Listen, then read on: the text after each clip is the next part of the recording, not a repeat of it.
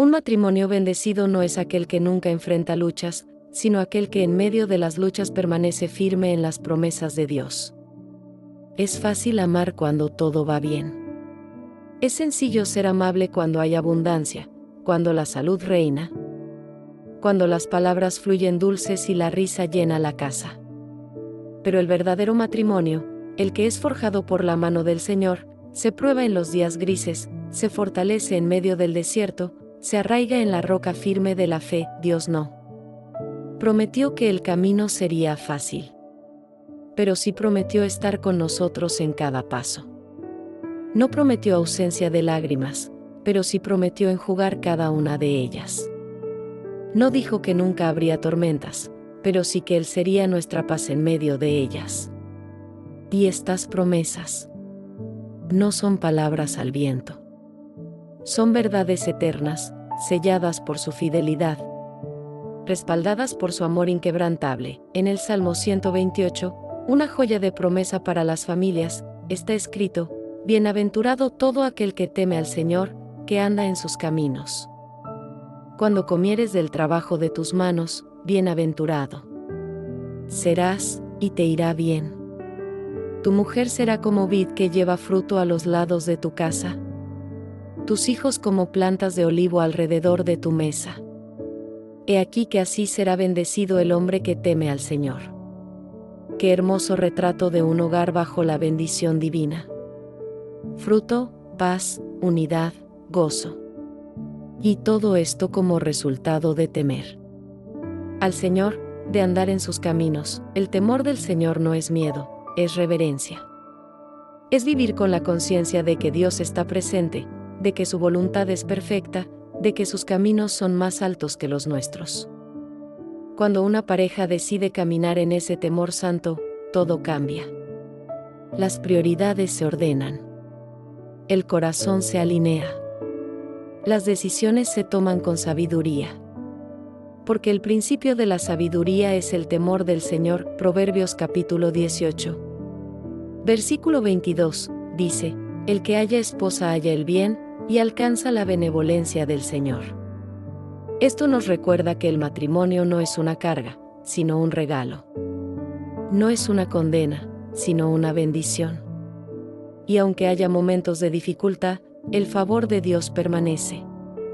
Él no se retracta de sus promesas. Él no abandona lo que ha comenzado.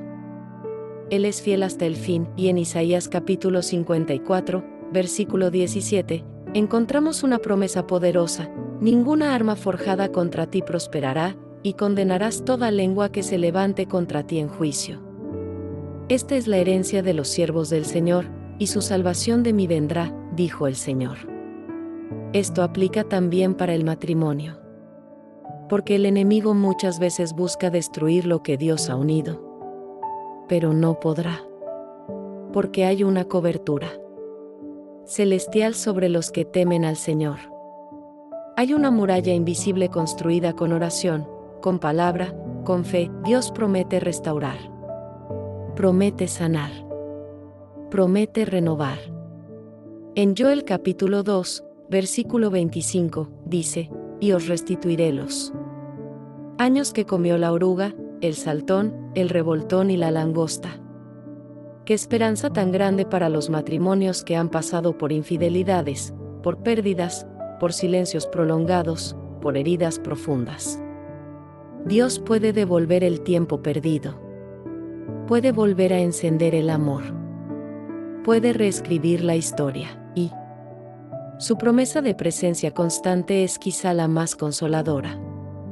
Jesús dijo: Yo estoy con vosotros todos los días, hasta el fin del mundo. No solo los días de bodas, no solo los días de celebración, sino todos los días. Cuando hay lágrimas en la almohada. Cuando la incomprensión parece ganar terreno. Cuando la distancia emocional crece. Aún ahí, Él está. Y si Él está, hay esperanza. Si Él está, hay salida. Si Él está, todo puede comenzar de nuevo. Un matrimonio bendecido es aquel que se construye cada día. Que no descuida lo pequeño. Que riega con cariño, que poda con paciencia, que abona con tiempo. Es aquel que entiende que los frutos no llegan de inmediato, pero sí llegan. Es aquel que no se cansa de sembrar amor, incluso cuando no ve respuesta inmediata. Porque sabe que el que siembra en lágrimas, cosechará con regocijo, y qué decir de la promesa del amor eterno de Dios. Ese amor que nunca falla, que no se agota, que no se cansa. Ese amor es el que sostiene al matrimonio. No el amor humano, limitado, cambiante, frágil. Sino el amor agape, el amor divino, el amor que nos alcanzó aun cuando éramos indignos. Cuando ese amor entra en el hogar, sana, limpia, une, restaura. En los momentos de debilidad, recuerda que la gracia de Dios es suficiente. En los momentos de confusión, recuerda que su palabra es lámpara. En los momentos de temor, recuerda que su perfecto amor echa fuera el temor. En los momentos de soledad, recuerda que Él prometió, no te dejaré, ni te desampararé. El matrimonio bendecido también es un reflejo de Cristo y la Iglesia. Así como la Iglesia falla y Cristo permanece fiel, así también el esposo y la esposa están llamados a la fidelidad, a perdonar 70 veces 7, a levantarse después de la caída, a creer una vez más. Porque mientras haya aliento, hay esperanza. Y mientras haya Dios, hay milagros. Hoy, si estás casado, bendice a tu cónyuge. Declara sobre él o ella las promesas del cielo. Ora por su corazón, por su mente, por su caminar. Decide ser un instrumento de paz en su vida. Decide sembrar vida con tus palabras. Decide ser el canal por el cual Dios derrame su amor en tu hogar, y si estás soltero, no pierdas la esperanza. Ora. Espera. Confía. Dios tiene planes buenos. Él conoce los anhelos de tu corazón. Y si el matrimonio está en su voluntad para ti, Él abrirá puertas, Él cruzará caminos, Él preparará el terreno. Pero mientras esperas, crece, madura, sana, sirve. Porque el mejor momento para prepararse para un matrimonio bendecido es ahora. Al concluir este recorrido por el diseño divino del matrimonio, podemos decir con certeza que Dios sigue obrando en los hogares. Que no hay historia que Él no pueda redimir. Que no hay pareja que Él no pueda restaurar. Que no hay dolor que Él no pueda sanar. Y que todo aquel que edifica sobre su palabra, jamás será avergonzado, así como está escrito en Romanos capítulo 15, versículo 13, y el Dios de la esperanza os llene de todo gozo y paz en el creer, para que abundéis en esperanza por el poder del Espíritu Santo. Que esta sea la realidad sobre tu matrimonio. Que el gozo y la paz del cielo inunden tu casa. Que la presencia del Espíritu Santo sea el invitado permanente. Que cada día sea una oportunidad para amar más, para servir mejor, para crecer juntos. Y que tu hogar sea luz en medio de la oscuridad. Que sea refugio para los cansados. Que sea un ejemplo para los que buscan. Que sea un altar donde Dios sea adorado. Y que cada promesa que hoy sembramos con fe, florezca en su tiempo, para la gloria de Dios y la bendición de generaciones. Cuando Dios es el centro de un hogar, todo lo demás encuentra su lugar. La presencia de Dios transforma los espacios, llena los vacíos, sana las heridas, renueva las fuerzas. Un hogar donde Dios es honrado no es perfecto, pero es fuerte. No. Está exento de dificultades, pero está lleno de paz. No es inmune a las pruebas, pero está sostenido por la fe. Porque donde el Señor habita, hay propósito, hay dirección, hay amor verdadero. Desde los tiempos antiguos, la voluntad de Dios ha sido habitar en medio de su pueblo. Él no busca solo corazones individuales, busca familias enteras que le sirvan. Así lo expresó Josué, cuando se paró frente a las tribus de Israel y declaró con firmeza: yo y mi casa serviremos al Señor. Esa declaración no era solo una decisión personal, era un pacto familiar. Era un compromiso de vivir cada día bajo la guía divina, de construir un hogar donde Dios fuera el rey. Crear un hogar centrado en Dios comienza con una decisión. No es una emoción, no es un impulso, es una determinación diaria. Es elegir orar en vez de discutir. Es elegir leer la palabra en vez de llenarse con noticias que angustian. Es elegir el perdón en vez del orgullo. Es elegir servir en vez de exigir. Es entender que cada habitación puede convertirse en un altar, que cada comida puede ser una comunión, que cada conversación puede ser una oportunidad para sembrar fe. En el libro de Deuteronomio, capítulo 6, el Señor instruye a su pueblo a guardar sus mandamientos y a enseñarlos diligentemente a los hijos. Dice, y las repetirás a tus hijos, y hablarás de ellas estando en tu casa, y andando por el camino, y al acostarte, y cuando te levantes. Esto nos muestra que la vida espiritual no es algo reservado para el domingo o para el templo. Es una vivencia constante, un estilo de vida que se respira dentro del hogar. Un hogar centrado en Dios es un lugar donde se ora juntos. La oración familiar tiene un poder especial. Une corazones, rompe barreras, trae unidad. Es en la oración donde los padres enseñan a los hijos que hay un Dios que escucha. Es en la oración donde se fortalecen los lazos matrimoniales. Es en la oración donde se recibe dirección en momentos de incertidumbre. No importa si la oración es larga o corta. Lo importante es que sea sincera, que nazca del corazón, que se convierta en hábito. También es fundamental la lectura de la Biblia en familia.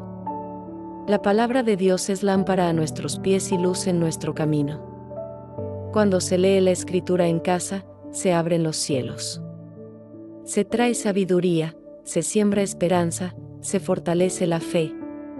No se necesita ser un experto para leerla.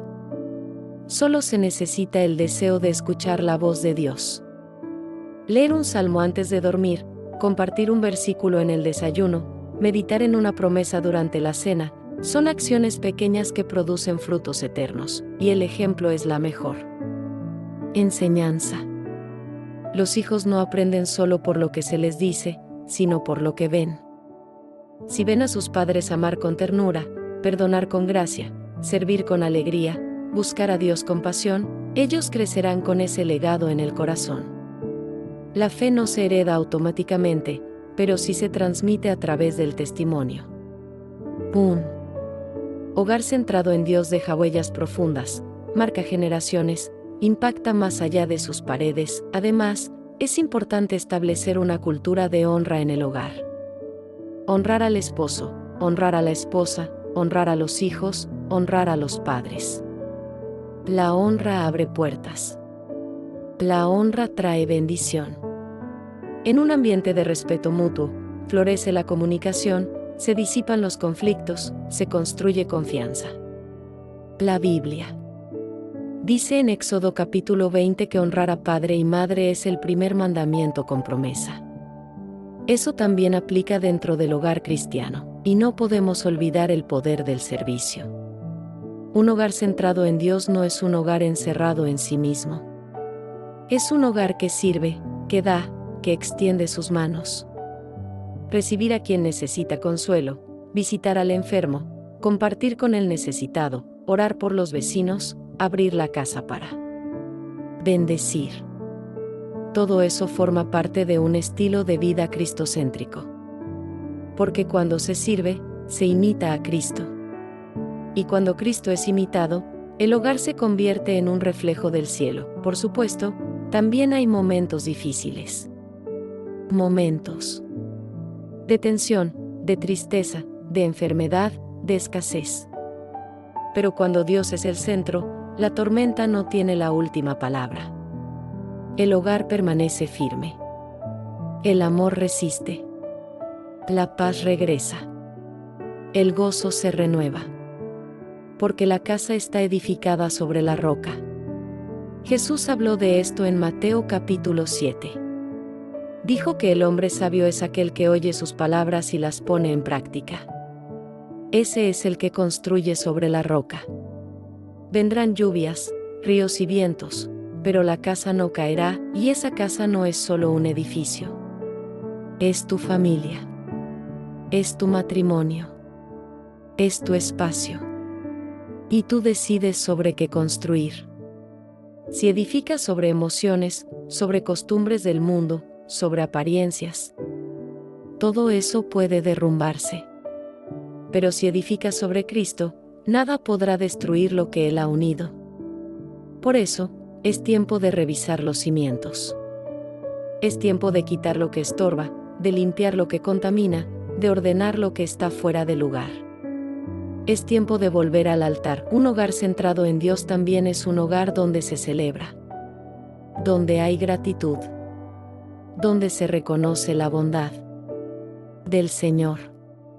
Celebrar los logros pequeños, dar gracias por los alimentos, bendecir al salir y al llegar.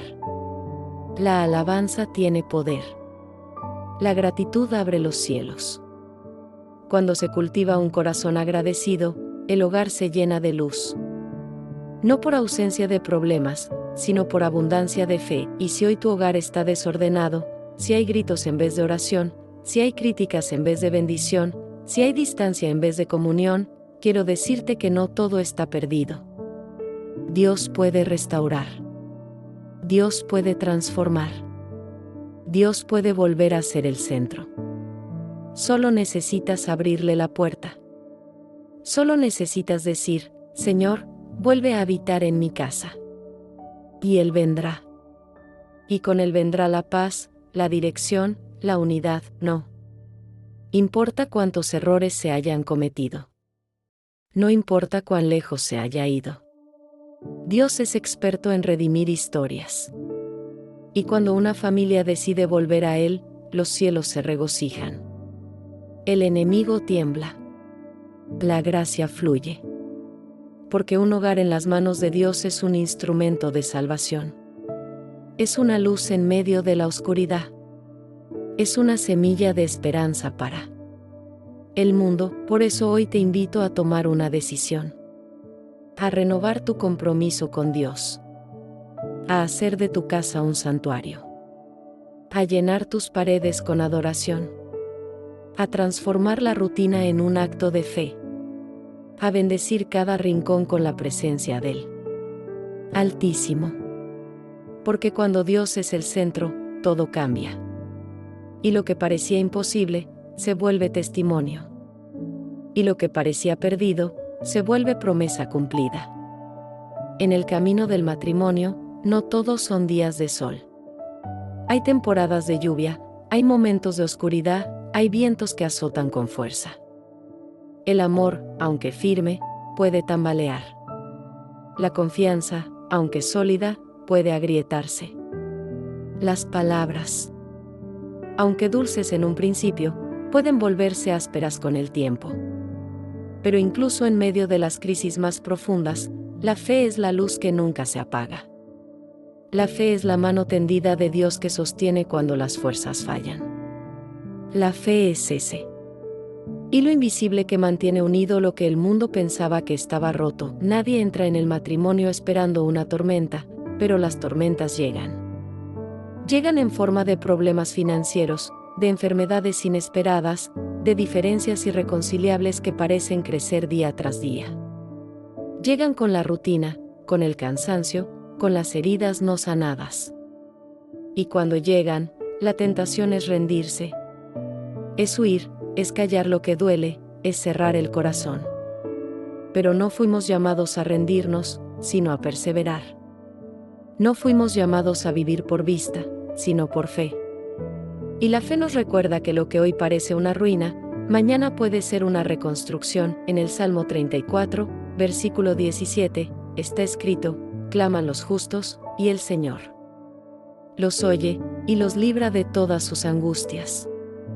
No de algunas, no de las más pequeñas, sino de todas. Eso incluye las angustias matrimoniales. Incluye el dolor de sentirse incomprendido. Incluye la soledad que se puede experimentar aún estando acompañado. Incluye los silencios que duelen más que los gritos. Dios oye. Dios ve. Dios interviene, y cuando el corazón está herido, cuando las lágrimas corren en la noche mientras todos duermen, ahí también está el Señor. No es ajeno a nuestro sufrimiento. No se ha olvidado del pacto que hicimos ante Él. Al contrario, Él está presente, esperando que le abramos la puerta, que le demos lugar en medio de la tormenta. Porque Él es experto en calmar tempestades. Jesús no evitó la tormenta en el mar de Galilea, pero sí habló a los vientos y al mar, y hubo grande bonanza. Él puede hacer lo mismo en tu matrimonio. Pero necesitas permitirle entrar al bote.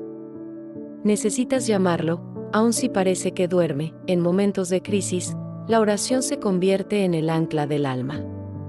Es en la intimidad con Dios donde se recibe dirección, consuelo, fuerza. Orar por el cónyuge, aun cuando no se sienta ganas. Orar juntos, si es posible. Buscar momentos de silencio para escuchar la voz del Espíritu. Porque muchas veces, lo que más necesitamos no es una solución inmediata, sino un cambio de perspectiva. Y eso lo trae la oración. También es importante entender que las crisis no son el fin, pueden ser el principio de algo nuevo. Santiago, en su carta, capítulo 1, versículos 2 al 4, dice: Hermanos míos, tened por sumo gozo cuando os halléis en diversas pruebas, sabiendo que la prueba de vuestra fe produce paciencia. Y la paciencia debe tener su obra completa, para que seáis perfectos y cabales, sin que os falte cosa alguna. Esto se aplica también al matrimonio. Las pruebas fortalecen. Las crisis revelan lo que hay dentro. Lo que no se sacude, no se prueba. Y sí, habrá momentos donde uno sienta que ya no puede más. Pero es ahí donde entra la gracia. Es ahí donde el perdón debe fluir como un río. Porque el perdón no es una emoción, es una decisión. Y muchas veces, el milagro que estás esperando en tu matrimonio está del otro lado del perdón. Perdonar no es justificar la ofensa. Perdonar es liberar el alma del peso que la mantiene encadenada. Es decir, te suelto, no porque lo merezcas, sino porque yo merezco vivir en paz. Y en ese acto, el cielo se abre. A veces, las crisis vienen por falta de comunicación. Por no decir lo que duele. Por asumir que el otro debe saber. Por callar hasta que el corazón explota. Pero la Biblia dice en Proverbios capítulo 15, versículo 1, la blanda respuesta quita la ira, mas la palabra áspera hace subir el furor. Hablar con amor, con mansedumbre, con verdad. Escuchar sin interrumpir, sin juzgar, sin querer ganar. Porque no se trata de quien tiene la razón, se trata de cómo encontrar juntos la solución, y hay momentos donde se necesita ayuda. No está mal buscar consejería cristiana. No está mal pedir oración a otros hermanos. No está mal reconocer que solos no se puede. Dios usa personas para traer sabiduría, para mostrar caminos, para levantar manos cansadas. El orgullo es un enemigo silencioso que destruye matrimonios. Pero la humildad abre la puerta a la restauración. La fe en medio de la crisis también se manifiesta en acciones concretas. No basta con orar, hay que actuar. Hay que volver a sembrar detalles. Hay que recuperar el respeto perdido. Hay que reconstruir puentes. Hay que apagar los celulares y mirar a los ojos. Hay que pedir perdón sin excusas. Hay que abrazar sin reservas. Porque la fe sin obras está muerta. Y el amor sin acciones se apaga. En Romanos capítulo 12, versículo 12, el apóstol Pablo nos exhorta a gozarnos en la esperanza, a ser pacientes en la tribulación y constantes en la oración. Esta es la actitud del corazón que atraviesa una crisis matrimonial con fe. Gozarse en la esperanza no porque todo esté bien, sino porque creemos que todo puede estar mejor. Ser pacientes, porque los procesos de Dios toman tiempo. Y ser constantes en la oración, porque ahí se gana la verdadera batalla. Si hoy tu matrimonio está en crisis, quiero decirte con todo mi corazón, no estás solo. Dios está contigo. Él no ha terminado contigo ni con tu pareja. Aún hay esperanza. Aún hay propósito. Aún hay restauración. Pero debes dar el primer paso. Debes dejar que Dios sane tu corazón primero.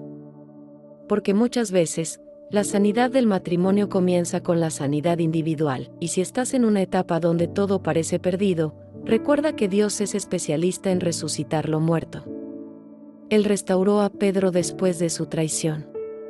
Restauró a David después de su pecado. Restauró a Job después de su pérdida. Él puede restaurar tu matrimonio también. Pero confía. Espera. Persevera. No pongas tu mirada en el problema, ponla en aquel que todo lo puede. Y deja que Él escriba una nueva historia sobre las cenizas del dolor. El verdadero amor, el amor que sostiene un matrimonio conforme al corazón de Dios, no es un sentimiento pasajero ni una emoción efímera. Es una decisión diaria, una entrega constante, una ofrenda silenciosa que se expresa en lo cotidiano. En el matrimonio cristiano, el amor no se mide por lo que se recibe, sino por lo que se está dispuesto a dar. Es el tipo de amor que Cristo nos enseñó, ese amor sacrificial que no pone condiciones, que no guarda rencor, que no busca lo suyo, sino que se da hasta el final, cuando el apóstol Pablo escribió en su carta a los Efesios, en el capítulo 5, que los maridos debían amar a sus esposas como Cristo amó a la iglesia, no estaba haciendo una sugerencia ligera. Estaba revelando un misterio profundo, un modelo divino. Cristo amó con todo. No se reservó nada. Se entregó por completo. Aun cuando la iglesia le falló, Él permaneció fiel. Aun cuando fue despreciado, Él no dejó de amar. Ese es el estándar. Para el amor en el matrimonio, un amor que no depende de las circunstancias, sino que se sostiene en la gracia, y para las esposas, el llamado al respeto no es una imposición machista, como muchos han querido distorsionar. Es una expresión de honra, de reconocimiento, de afirmación. Cuando una mujer respeta a su esposo, está levantando su corazón, está construyendo su identidad, está sembrando paz en su alma. Y cuando un hombre ama de verdad, como Cristo amó, está creando un ambiente donde el respeto florece naturalmente. El amor y el respeto no son opuestos, son complementarios. Uno alimenta al otro. Uno sostiene al otro. Vivimos en un tiempo donde el egoísmo se ha vuelto norma. Cada quien quiere lo suyo. Cada quien lucha por tener la razón. Pero el matrimonio no es una competencia, es una alianza. No se trata de ganar discusiones, se trata de ganar corazones. No se trata de imponerse, sino de comprenderse. Por eso, el amor sacrificial es tan necesario. Es el amor que se levanta temprano para orar por el otro. Es el amor que guarda silencio cuando sabe que una palabra puede herir. Es el amor que perdona antes de que el otro lo pida. Es el amor que ve más allá de los errores y elige recordar las promesas. En 1 Corintios, capítulo 13, Pablo describe el amor con una belleza que trasciende cualquier definición humana. Él dice que el amor es paciente, es bondadoso. No es envidioso, no se jacta, no se envanece. No hace nada indebido, no busca lo suyo, no se irrita, no guarda rencor. No se goza de la injusticia, sino que se goza de la verdad. Todo lo sufre, todo lo cree, todo lo espera, todo lo soporta. Este amor es la base. Si este amor está presente, todo lo demás se puede construir. Sin este amor, incluso los detalles más hermosos se vuelven vacíos, y este tipo de amor no nace de nosotros. No está en nuestra naturaleza humana amar así. Este amor es fruto del Espíritu. Es resultado de una vida llena de Dios. Cuando estamos conectados al Padre, su amor fluye a través de nosotros.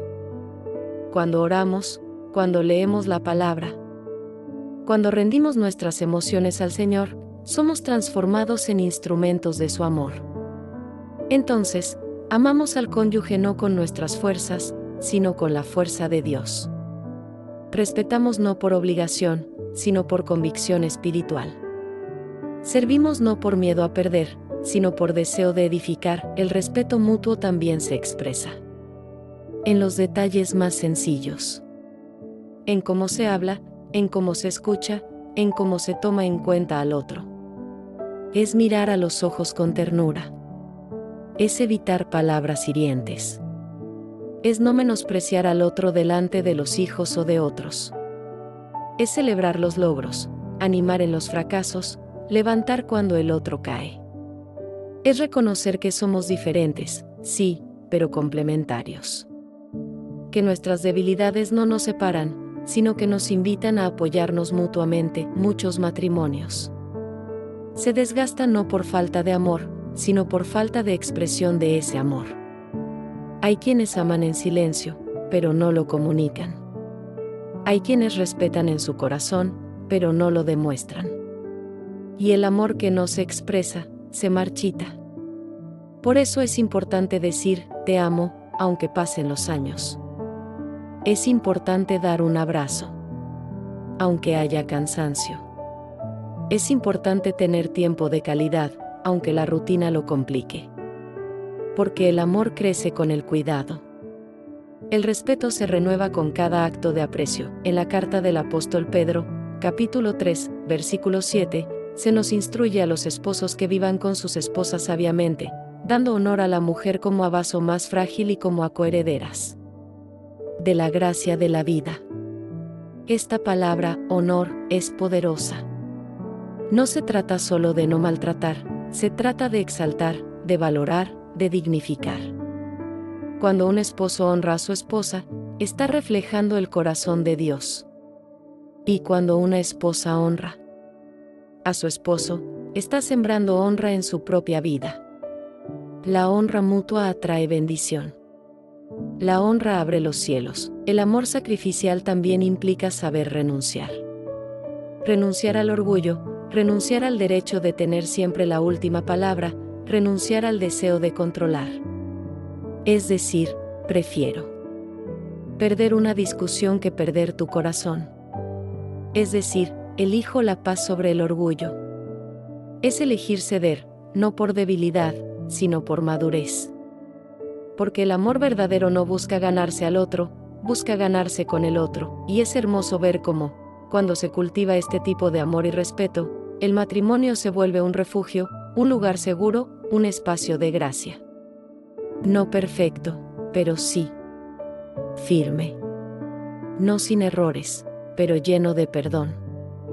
No sin luchas, pero con victoria en Cristo. Porque donde el amor de Dios reina, la oscuridad no tiene poder. Porque donde hay respeto mutuo, florece la confianza, la intimidad, la unidad. Si hoy estás viviendo momentos de frialdad en tu matrimonio, te invito a volver al amor original. A recordar por qué te enamoraste. A buscar a Dios juntos. A escribirle una carta a tu cónyuge. A planear una cita, como en los primeros días. A perdonar, si hace falta. A empezar de nuevo, si es necesario. Porque nunca es tarde para restaurar lo que Dios unió. Nunca es tarde para volver al primer amor, y si tu corazón se siente herido por falta de amor o respeto, ora. Dios puede sanar lo que está roto. Dios puede ablandar corazones endurecidos. Dios puede hacer que el amor vuelva a brotar donde parecía seco. No hay nada que Él no pueda hacer. Pero también es necesario dar pasos. Buscar ayuda, si hace falta. Abrir el corazón. Reconocer errores. Pedir perdón. extender misericordia, el amor sacrificial y el respeto mutuo no son imposibles. Son frutos de una vida rendida a Dios. Son señales de un matrimonio que ha decidido vivir para la gloria del Señor. Y cuando una pareja decide amar como Cristo y honrar como enseña la palabra, entonces el cielo se abre sobre ese hogar, y los hijos crecen en un ambiente de gracia, y los días se llenan de propósito, y el testimonio se vuelve luz para otros, porque al final, no se trata solo de estar casados. Se trata de reflejar a Cristo. Se trata de edificar un matrimonio que inspire, que sane, que glorifique a Dios. Y eso comienza hoy, con una oración, con una decisión, con un acto de amor. Desde el principio de la creación, Dios estableció una relación especial entre el hombre y la mujer, una unión que va más allá de lo físico, que trasciende lo emocional y se convierte en un vínculo espiritual. El matrimonio no es una invención humana ni una construcción social moderna.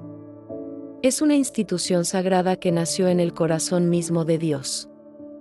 En el libro de Génesis, capítulo 2, versículo 24, está escrito: por tanto, dejará el hombre a su padre y a su madre, y se unirá a su mujer, y serán una sola carne. Esta no es solo una instrucción, es una revelación divina sobre la esencia del matrimonio. El matrimonio es un pacto, no un contrato. En la lógica del mundo moderno, un contrato puede romperse cuando una de las partes no cumple su parte. Pero el pacto, como lo enseña la palabra de Dios, es eterno, inviolable, sellado ante el Altísimo. Es una alianza entre tres: el esposo, la esposa y Dios. Cuando Dios está en el centro, todo lo demás encuentra orden. En Mateo capítulo 19, Jesús mismo reafirma este principio diciendo: así que no son ya más dos, sino una sola carne. Por tanto, lo que Dios juntó, no lo separe el hombre. Esta verdad debe ser sembrada profundamente en el corazón de cada pareja. El matrimonio cristiano no se basa solamente en sentimientos, que son volubles, ni en la atracción física, que con los años cambia, sino en una decisión espiritual de amar como Dios ama, de permanecer como Dios permanece, de perdonar como Dios perdona.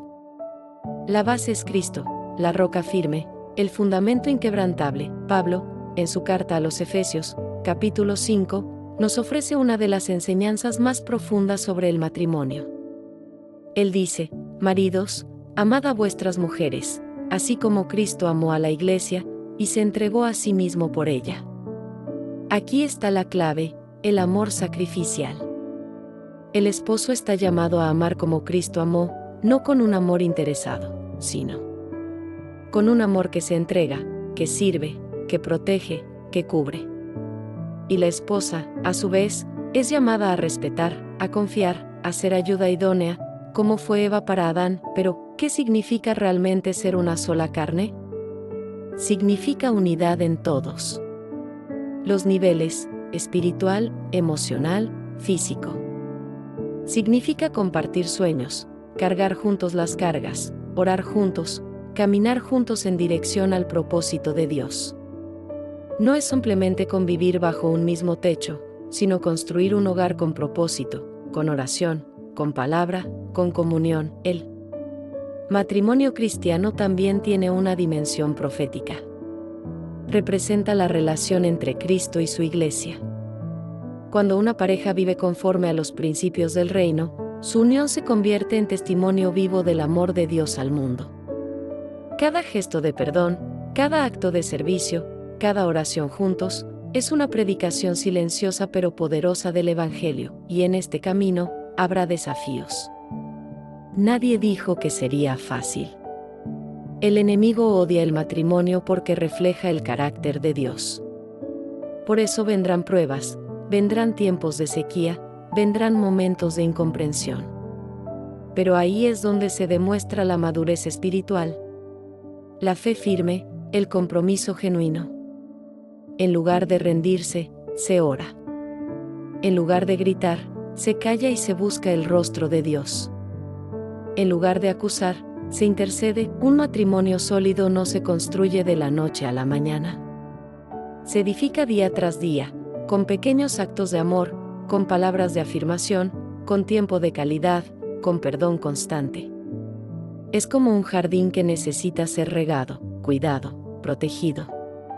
Y la mejor agua para ese jardín es la presencia de Dios. Cuando una pareja ora junta, permanece junta. Cuando una pareja lee la palabra, crece junta. Cuando una pareja sirve al Señor, madura junta. Es vital entender que el matrimonio no es para hacernos felices, sino para hacernos santos. Es un terreno fértil para que el Espíritu Santo trabaje nuestro carácter. A través de la convivencia diaria, el Señor pule el orgullo, confronta el egoísmo, enseña la paciencia, despierta la compasión. Cada roce, cada diferencia, cada reto, puede ser una oportunidad para crecer en el amor verdadero, ese que todo lo sufre, todo lo cree, todo lo espera y todo lo soporta, como dice el apóstol Pablo en la primera carta a los Corintios, capítulo 13, y cuando hay heridas, cuando hay traiciones, cuando hay palabras que lastiman, ahí también está la gracia de Dios para sanar. El perdón es el oxígeno del matrimonio. Sin perdón, la relación se asfixia. Pero cuando se elige perdonar, cuando se decide empezar de nuevo, el Espíritu de Dios trae renovación. Porque el amor cubre multitud de pecados. Y porque no hay nada imposible para Dios, ni siquiera restaurar lo que parece roto. En los momentos de crisis, es cuando más debemos recordar el propósito eterno de nuestra unión. No se trata solo de nosotros. Se trata del testimonio que damos a nuestros hijos, a nuestras familias, a la sociedad. Se trata del legado que dejamos. Se trata de honrar a Dios con nuestras vidas. Por eso, si hoy estás escuchando esta palabra y tu matrimonio está pasando por pruebas, te digo en el nombre de Jesús, hay esperanza. No te rindas. Ora. Busca consejo. Vuelve a la palabra. Permite que el Espíritu Santo sea el consejero de tu hogar. No actúes según las emociones del momento, actúa con sabiduría celestial. Pide a Dios que te muestre cómo amar mejor, cómo comunicarte mejor, cómo servir con humildad, y si aún no estás casado o casada, pero deseas un día formar un matrimonio conforme al corazón de Dios, este es el momento de prepararte. Ora por tu futuro cónyuge. Permite que Dios trabaje en ti. No busques a alguien perfecto, sino a alguien con quien puedas caminar hacia la perfección en Cristo.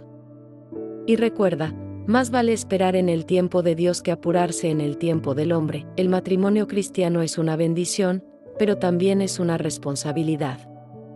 No se trata solo de recibir amor, sino de darlo.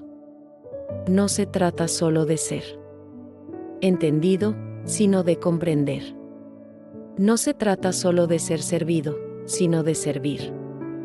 Y todo esto con gozo, con entrega, con una actitud de gratitud constante. Cuando Dios está presente, todo florece. El amor se renueva. La pasión se aviva. La comunicación mejora. Y el hogar se convierte en un refugio de paz. No importa lo que diga el mundo. No importa lo que diga la cultura. La palabra de Dios permanece para siempre. Y si edificamos sobre ella, nada podrá destruir lo que el Señor ha unido.